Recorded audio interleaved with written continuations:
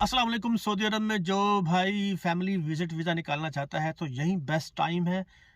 ये जो जनवरी का एंड चल रहा है तो इसी महीने में आप बुला सकते हैं। वीज़ा लगने के चांसेस बहुत ज़्यादा हैं।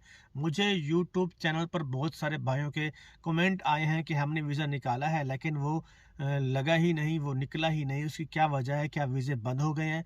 तो वीज़े अभी बंद नहीं हुए, तो क्योंकि आगे रमज़ान आ रहा है, वीज़े बंद कर देंगे। फिर हज है तो हज के बाद ही वीज़े खुलेंगे। मेरी पर्सनली एक दोस्त से बात हुई है जो जवाज़ात में काम करता है, तो उसने कहा है कि हज के बाद ही अच्छी खबर मिलेगी वीज़ों के हवाले से।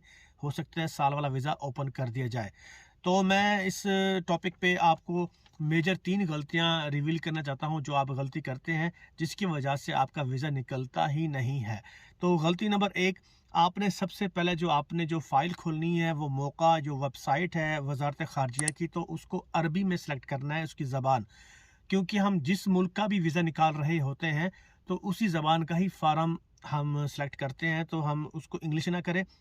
तो हम उस वेबसाइट में जाकर उसकी जो ज़बान है वो अरबी में करें और जो डिटेल है वो अरबी में ही दें, तो उसके चांसेस बहुत ज़्यादा बढ़ जाते हैं वीज़ा लगने के।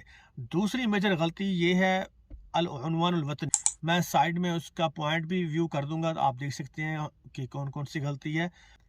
अल-उन्वान में वो शहर देना है जहाँ से आपका वीज़ा निकला होता है, क्योंकि अक्सर भाइयों के विकामे किसी और शहर से निकले होते हैं, वो काम किसी और शहर में कर रहे होते हैं। वो जिस शहर में काम कर रहे होते हैं वो शहर ऐड करते हैं।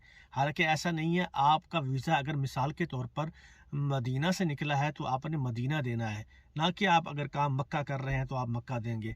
आपने मदीना ही देना है। और तीसरी गलती जो ऑप्शन आता है सुलह क़ुराबल मेहना, यानी आपका उससे क्या रिश्ता है जिसको आप बुला रहे हैं, तो आपने कोशिश करनी है तो वो रिश्ते सेलेक्ट करने हैं जो आपके बहुत ज़्यादा करीबी हैं, जैसे कि वालदैन हो गया, बीवी बच्चे हो गए।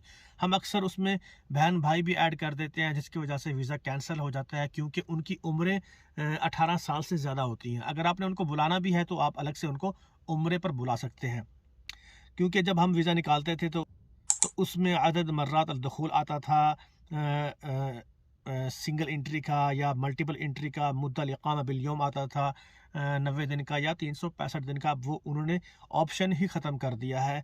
अब वो दिन या जो मुद्दत है वो शो ही नहीं हो रही कि ये वीज़ा कितने महीने का है। तो अब ये अनकरीब ये महीना कर देंगे, फिर चंद दिनों के बाद वो वीज़ा निकलना ही बंद हो जाएगा।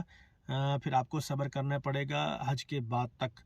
हज के बाद ही फिर वीज़े खुलेंगे और अल्लाह से उम्मीद की जा सकती है कि कोई अच्छी खबर है, कोई अच्छा सिस्टम निकले, क्योंकि हर कोई अपनी फैमिलीज़ सऊदी अरब में बुलाना चाहता है। मास्सलाम।